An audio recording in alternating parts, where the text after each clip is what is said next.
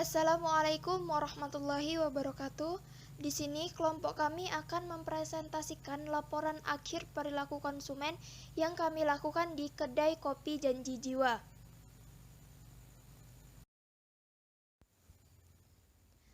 Sebelum memulai pembahasan lebih lanjut, saya akan memperkenalkan kelompok saya. Yang pertama, saya sendiri, Elga Rosalin Tema dengan NIM B11 2018 05177, Verly Dias dengan NIM B11 2018 05475, selanjutnya Luciana Pramesti Puspita dengan NIM B11 2018 04997, selanjutnya ada Nabila Wanda Hamida dengan NIM B11 2018 05469, dan yang terakhir ada Fania Indi Dea Silva dengan NIM B11 2018 05479. Yang pertama adalah profil perusahaan. Janji Jiwa adalah kedai kopi asli Indonesia milik PT Luna Boga Narayan yang didirikan pertama kali oleh Billy Kurniawan selaku business owner di ITC Kuningan pada tahun 2018.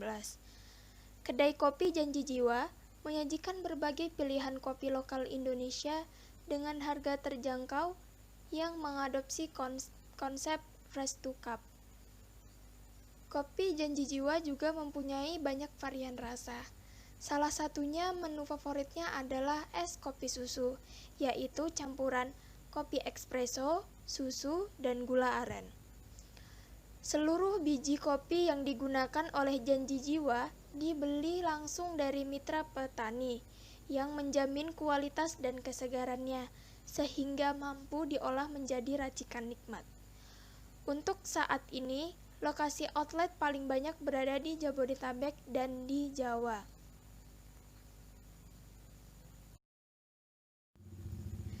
Selanjutnya masuk pada pembahasan profil objek perilaku konsumen.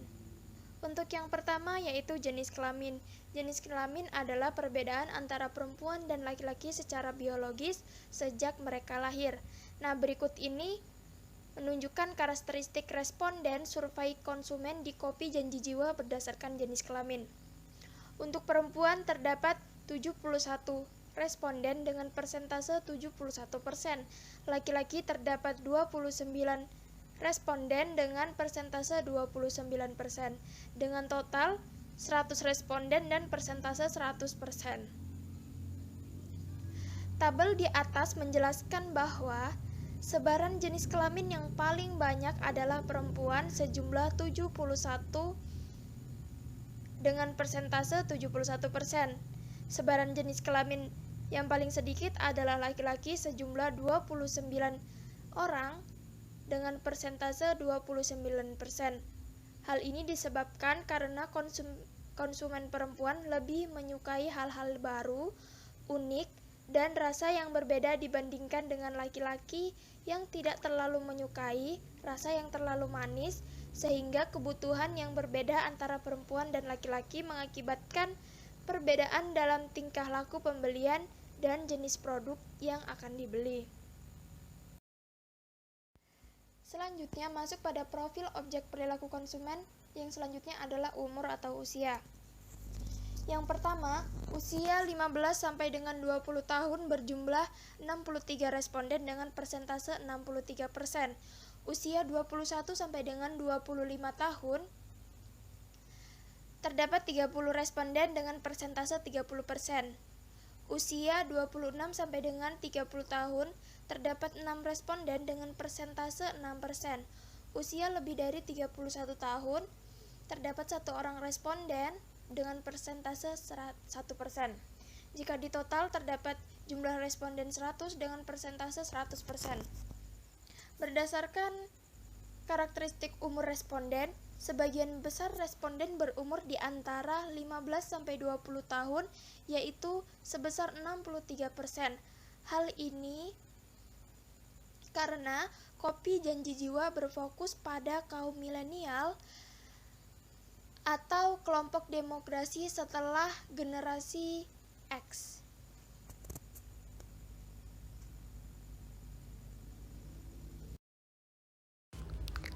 Keragaman responden kopi janji jiwa berdasarkan jenis pekerjaan dapat ditunjukkan pada tabel tersebut.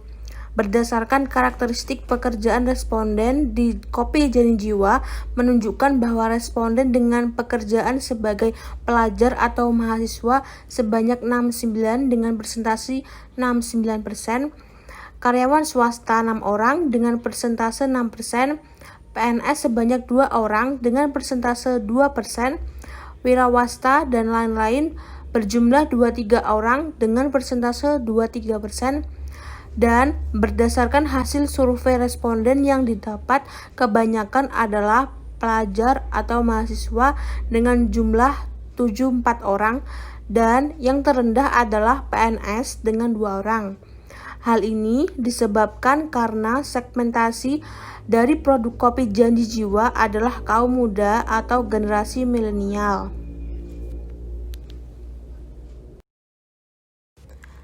Selanjutnya, berdasarkan karakteristik pekerjaan, responden pada janji jiwa menunjukkan bahwa responden dengan pekerjaan sebagai mahasiswa berpenghasilan yaitu rata-rata sebesar 0-1 juta, dan karyawan swasta yaitu rata-rata penghasilannya sekitar 2 juta sampai 3 juta. Sebagai wira swasta rata-rata sebesar 2 juta sampai 3 juta dan PNS rata-rata sebesar di atas 3 juta.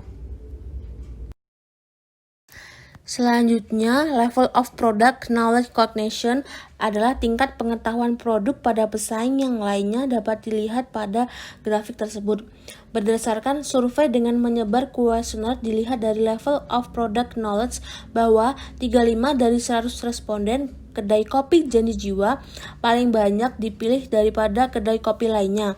Dapat dilihat pada janji jiwa adalah 35, 16 Cafe sebesar 24, kedai kopi dulu sebesar 18, kopi Medan sebesar 3, dan Sky Garden sebesar 20.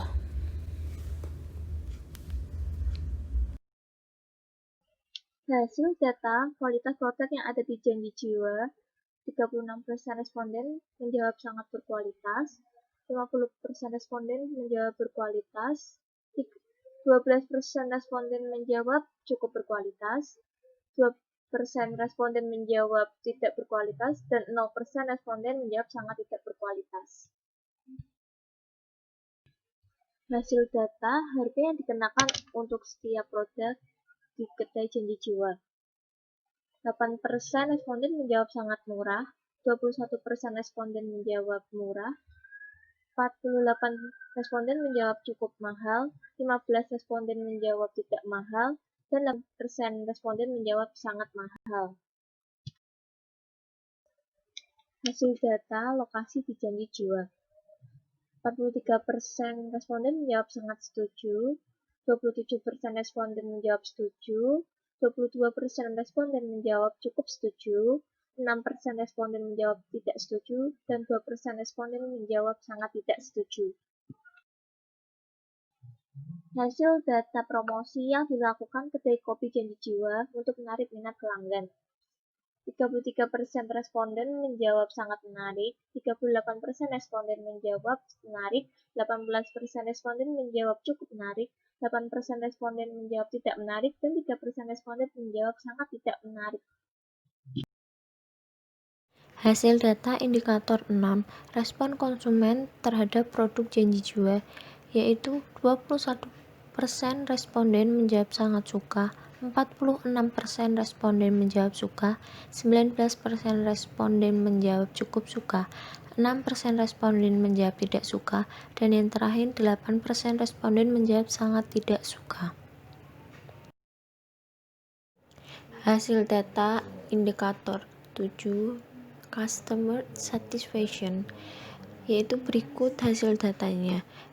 30% sangat puas, 39% puas, 27% cukup puas, 3% tidak puas, dan yang terakhir 1% sangat tidak puas. Hasil data indikator 8, yaitu apakah konsumen akan kembali membeli produk janji jiwa. Berikut hasil datanya. 33% responden menjawab sangat setuju, kemudian 38% responden menjawab setuju, 18% responden menjawab cukup setuju, 18% responden menjawab tidak setuju, dan yang terakhir 3% responden menjawab sangat tidak setuju. Selanjutnya yaitu hasil data indikator ke-9, social stimuli. Berikut hasilnya. 33 responden menjawab sangat setuju, 38 responden menjawab setuju, 18% responden menjawab cukup setuju, 8% responden menjawab tidak setuju, dan yang terakhir yaitu 3% responden menjawab sangat tidak setuju. Ke-10 adalah physical stimuli atau biasa disebut stimulus. Di sini adalah merupakan perubahan terdeteksi dalam struktur fisik dari stimulasi fisik dari para pelanggan. Nah, di sini dapat dilihat seperti hasil data. Yang pertama ada produk, itu terdapat 89%, kemudian ada harga. Dari harganya cuma 6%, kemudian promosinya 0, kemudian lokasi tempatnya 2, dan juga layanannya 3. Di sini dapat dilihat bahwa produk di sini sangat mempengaruhi stimulus fisik. Kemudian yang kedua harga, yang ketiga ada layanan, dan yang kedua adalah lokasi tempat. Perilaku konsumen merupakan proses atau aktivitas ketika seseorang berhubungan dengan pencarian, pemulihan, pembelian, penggunaan, serta pengevaluasian produk dan jasa demi memenuhi kebutuhan dan keinginan. Jadi, seperti yang kita ketahui, perilaku konsumen adalah sesuatu rangkaian yang melibatkan antara kedua belah pihak, yaitu antara pembeli dan juga penjual. Karena yang namanya perilaku penjual itu tidak hanya dilakukan oleh sendiri, pasti adanya keterlibatan antara dua belah pihak tersebut. Kemudian ada beberapa faktor yang mempengaruhi perilaku konsumen menurut Kotler. Yang pertama faktor budaya atau cultural factor. Di sini banyak sekali faktor subbudaya dan kelas sosial konsumen. Yang pertama adalah perilaku seseorang meliputi nilai-nilai, kebiasaan, dan adat istiadat. Kemudian yang kedua ada faktor sosial. Ini respon dari konsumen terhadap suatu produk merek dapat ditinjau dari keluarga maupun kelompok juga bisa, dan juga peran dan status sosial. Kemudian ada faktor pribadi. Faktor pribadi di sini seiring dengan faktor budaya dan sosial juga mempengaruhi keputusan pemilihan seseorang. Nah, faktor pribadi terkait dengan usia dan tahap dalam siklus hidup, pekerjaan, dan juga kehidupan, keadaan ekonomi, dan juga gaya hidup. Kemudian yang terakhir ada faktor psikologis. Faktor psikologis di sini meliputi seperti motivasi, persepsi, dan juga belajar dari pengalaman dan sikap dan keyakinan setiap individu terhadap suatu produk hingga menjadi dasar untuk mereka membuat keputusan untuk membelinya. Implementasi hasil data. Implementasi hasil data di sini didapat dari keseluruhan data dari kuesioner konsumen baik secara online maupun offline. Nah, jadi cara yang kita gunakan adalah dengan menganalisis menggunakan cara analisis afeksi dan kognisi. Dengan cara mengamati perilaku, mengamati pengamatan dan pendekatan, kemudian ada proses pengambilan keputusan, kemudian perilaku konsumen yang berada di kopi janji jiwa dengan cara membagikan kuesioner dan juga membuat Google Form. Jadi kita lakukan secara langsung menggunakan kuesioner yang telah kita sediakan kepada konsumen. Oke, baik, kesimpulan dari kelompok kami melalui kuesioner responden baik secara offline maupun online dapat disimpulkan bahwa 35% dari pelanggan lebih tahu kedai kopi janji jiwa dibandingkan kedai kopi pesaing lainnya. Yang kedua, 50% pelanggan mengakui kedai kopi janji jiwa adalah produk yang berkualitas. Kemudian 48% pelanggan mengakui harga kedai kopi janji jiwa cukup mahal. Kemudian 43% pelanggan berpendapat Tata letak dari toko ini cukup strategis dan sangat gampang sekali untuk ditemui, sehingga semua orang itu bisa untuk menjangkaunya. Kemudian, loyalitas pelanggan itu 38%, jadi tetap setia dengan kopi janji jiwa. Karena kalau sudah suka dia akan bakal tetap stay di situ. Kemudian 39% mereka merasa puas membeli produk dari kedai kopi janji jiwa dengan berbagai varian rasa dan juga varian yang ditawarkan. Kemudian 80% menyatakan sangat memuaskan pelanggan, baik secara keseluruhan maupun secara produk dan pelayanan. Kemudian 38% memilih setuju jika dipengaruhi oleh lingkungan. Jadi 38% di sini memilih setuju ketika pembelian dan penjualan produk ini dipengaruhi oleh sekitar. Misalnya nih, ketika kita punya teman dia mencoba minuman baru, kita kan merasa ingin tahu. Nah, disitulah yang namanya dipengaruhi oleh lingkungan sekitar kita. Baik, terima kasih. Berikut merupakan contoh kuesioner yang telah disebarkan di kedai kopi Janji Jiwa Kendal. Sekian presentasi dari kami, kurang lebihnya kami minta maaf. Wassalamualaikum warahmatullahi wabarakatuh.